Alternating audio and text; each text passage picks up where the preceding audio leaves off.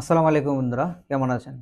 তো আজকে বর্ণীয় ডায়াগ্রামের আরেকটি নতুন আপডেট দেখাবো। আপডেট না, এই কাজটা আমরা দীর্ঘদিন যাবৎ করে আসছি বা প্রথম থেকে করে আসছি। যারা নতুন, এই ভিডিওটা শুধুমাত্র তাদের জন্য। যারা পুরাতন তারা এটা তো পারেন। যারা নতুন টেকনিশিয়ান ট্রেনিং করতেছেন বা দোকানে নতুন কাজ করতেছেন, বর্ণীয় সম্পর্কে এত আইডিয়া নেই, তারা চাইলে ভিডিওটা দেখতে পারেন। অনেক উপকৃত হবেন। আশা করি সম্পূর্ণ ভিডিওটা দেখার পরে এই কাজগুলো খুব সহজেই করতে পারবেন। বর্তমানে যে মাদারবোর্ডগুলো থাকে, এই মাদারবোর্ডগুলোর উপরে স্টিন শিল দিয়ে ঢাকা থাকে। এই যে মাদারবোর্ডগুলা, এই মাদারবোর্ডগুলোর উপরে স্টিন শিল দিয়ে ঢাকা থাকে। প্রত্যেকটা সেকশন স্টিন শিল দিয়ে ঢাকা থাকে। তো আমরা যখন স্টিন শিলগুলা কোন প্রকার কাটিং প্লাস বা হট এয়ার গান দিয়ে রিমুভ করি, এখান থেকে আলাদা করা হয়, তখন এই যে সাইডে যে কম্পোনেন্টগুলো থাকে, বিভিন্ন সাইডে যে কম্পোনেন্টগুলো থাকে, অনেক সময় দেখা যায় এই কাটিং প্লাস দিয়ে এটা রিমুভ করার সময় কম্পোনেন্টগুলো ভেঙে যায়। তো ভেঙে যাওয়ার কারণে এটা আর কাজ করে না, চেঞ্জ করতে হয়। আবার অনেক সময় এটা হারায় যায় বা এখানে কি ছিল বা অন্য অন্য দোকান থেকে টেকনিশিয়ানদের হাত থেকে কাজটা যখন ব্যাক আসে, তো আমরা যখন করতে যাই তখন দেখা যায় বিভিন্ন ধরনের কম্পোনেন্ট মিসিং থাকে। ক্যাপাসিটর, রেজিস্টার, কয়েল, এরকমভাবে বিভিন্ন ছোটোখাটো কম্পোনেন্টগুলো মিসিং থাকে। বা অনেক সময় আমরা নিজেরাই যখন কাজ করি, কাটিং প্লাস দিয়ে স্টিলটা রিমুভ করার সময় এই যে কম্পোনেন্টগুলো উঠে যায় বা মিসিং হয়ে যায়। তো এই কম্পোনেন্টগুলো যদি মিসিং হয়ে যায়, তো আমরা কোথায় পাবো এই কম্পোনেন্টগুলো বা এখানে কত মাপের কম্পোনেন্টগুলো ছিল, এগুলা বের করার একটা সহজ মাধ্যম দেখাবো আজকে। যেমন এক্সাম্পল, আমরা যদি কাজ করতে যাই, কাজ করার সময় এই কম্পোনেন্টটা মিসিং হতে পারে বা এই ক্যাপাসিটরটা মিসিং হতে পারে বা এটা মিসিং হতে পারে। দেখেন, এটা একটা রেজিস্টর।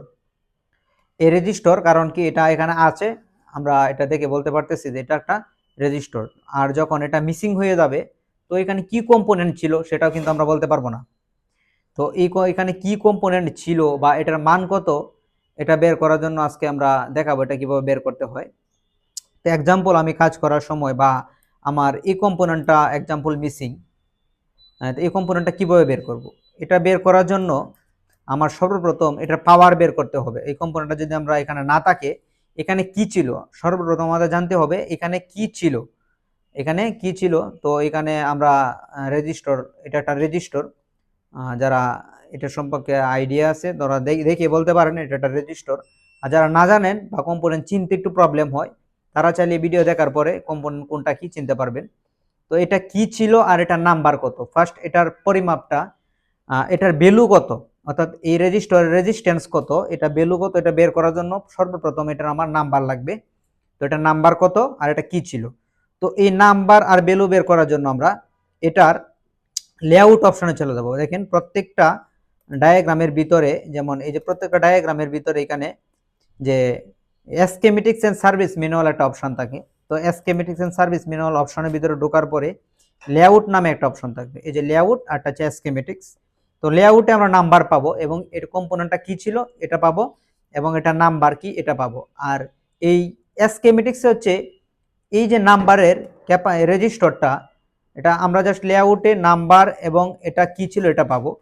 তো এইটা নাম্বার যখন আমরা পাবো, এই নাম্বার রেজিস্টারটা কত পাওয়ারের ছিল, পাওয়ারটা দেখার জন্য আমাদের স্কিমেটিক্সে যাইতে হবে।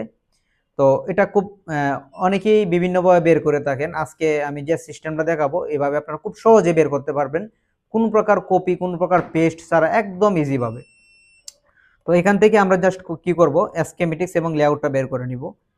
ভিডিওটা অনেক বড় হয়ে যাবে, যেজন্য আমি এই যে এটা আগে বের করে রেখেছি, যে লেআউট আর এই হচ্ছে যে আমার স্কিমেটিক্স, দুইটাই বের করে রাখলাম। তো লেআউটটা দেখেন কিরকম, এখানে জাস্ট কম্পোনেন্ট কোনটা কিভাবে ছিল সব দেওয়া থাকে, জাস্ট নাম্বারটা লেখা থাকে। তো আমরা কোন লেটার দ্বারা কি এর আগের ভিডিওতে আলোচনা করেছি, যারা আগের ভিডিওটা দেখেন নাই, যদি না চিনেন আগের ভিডিওটা দেখে আসবেন। আচ্ছা, এখান থেকে আমরা যে কম্পোনেন্টটা বের করব, এক্সাম্পল আমরা এই রেজিস্টরের মানটা বের করব বা এই রেজিস্টরের মানটা বের করব। এটা কি আর, যেহেতু আর এটা একটা রেজিস্টর, তো আমরা এটা কপি করে, অনেকেই বের করেন এভাবে, যে এটা কপি করে লেআউট থেকে কপি করে স্কিমেটিকে পেস্ট করেন, বের হয়ে যায়। হ্যাঁ, এভাবে বের করতে পারবেন। লেআউট থেকে কপি করে স্কিমেটিকে পেস্ট করবেন, দিয়ে বের হয়ে যাবে। তো আমরা আজকে আর এরকমভাবে কপি পেস্ট করব না। এটা একটা সময়ের ব্যাপার, একটু সময় লাগে, আবার বিভিন্ন ঝামেলা হয়। যারা নতুন তাদের জন্য একটু কঠিন মনে হয়, যে কারণে অনেকে আছে যে স্কিমেটিক্স শিখতেই চায় না কঠিনের কারণে। তো আমরা আজকে একটা সহজ সিস্টেম দেখাই দিব। সেটা হচ্ছে, আমি যে কম্পোনেন্টটা বের করব, এটা লেআউটটা প্রথমে বের করব। লেআউটটা বের করে এখানে ক্লিক করে আমরা জাস্ট এটা কম্বাইন করে নিব। হ্যাঁ, এখানে আমরা এটাকে কম্বাইন করে নিব। জাস্ট এখানে দেখেন অলরেডি কর্নারের মধ্যে এটা কম্বাইন্ড অবস্থায় আছে। জাস্ট এখানে প্লাস আইকনে ক্লিক দিয়ে বড় করে নিব। এখন আমাদের যে কম্পোনেন্টটা আমাদের দরকার ঠিক সেই কম্পোনেন্টটার মধ্যে ক্লিক করব, এটার মানটা কত ছিল এটা অটোমেটিক চলে আসবে। তো এখানে জাস্ট আমরা এই রেজিস্টারের মাপটা যদি আমরা দেখতে চাই, রেজিস্টারটার মধ্যে কপি করলাম, একটু জুম করব, একটু এই পাশটা একটু জুম করে দিব, জুম করার পরে জাস্ট কপি করব। দেখেন এখানে ক্লিক করার সাথে সাথেই এটার ভ্যালু কিন্তু চলে আসছে। এটার ব্যাট থার্মালের একটা রেজিস্টর, এই দেখেন ব্যাট থার্মাল, এটা হচ্ছে 100 আর অর্থাৎ 100 ওহমসের একটা রেজিস্টর। আচ্ছা, আমরা যদি এরপরের রেজিস্টরটা দেখতে যাই তখন এখানে ক্লিক দিব। দেখেন এখানে ক্লিক দেওয়ার পরে এটা হচ্ছে ব্যাট আইডির একটা রেজিস্টর, এটা হচ্ছে 1 কিলো ওহমসের একটা রেজিস্টর। তো এইভাবে হচ্ছে আপনারা যে কোনো কম্পোনেন্ট যদি মিসিং হয় তাহলে এটার পাওয়ার কত, এটা কোন জায়গায় পাবেন, এভাবে এটা বের করতে পারবেন। আর নেক্সট ভিডিওতে দেখিয়ে দিব যে এই 100 ওহমসের রেজিস্টর বা 1 কিলো ওহমসের রেজিস্টর বা 10 কিলো ওহমসের রেজিস্টর আপনি অন্য কোন কোন বোর্ডে পাবেন, কোন বোর্ডের কোন অংশের মধ্যে পাবেন। তো আজকে ভিডিওটা যারা দেখছেন, নেক্সট ভিডিওটা দেখার জন্য অবশ্যই এই ইউটিউব চ্যানেলটি সাবস্ক্রাইব করে রাখবেন আর পেজটি ফলো দিয়ে রাখবেন।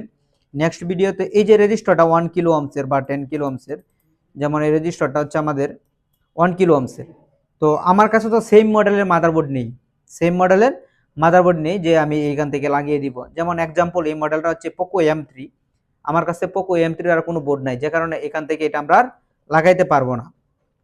তাহলে আমার কাছে রেডমি 7 বা অন্য কোনো বোর্ড আছে, অন্য কোনো বোর্ড থেকে কিভাবে আমরা 1 কিলো ওহমসের বা 10 কিলো ওহমসের রেজিস্টারটা চিহ্নিত করে বের করতে পারবো সেটা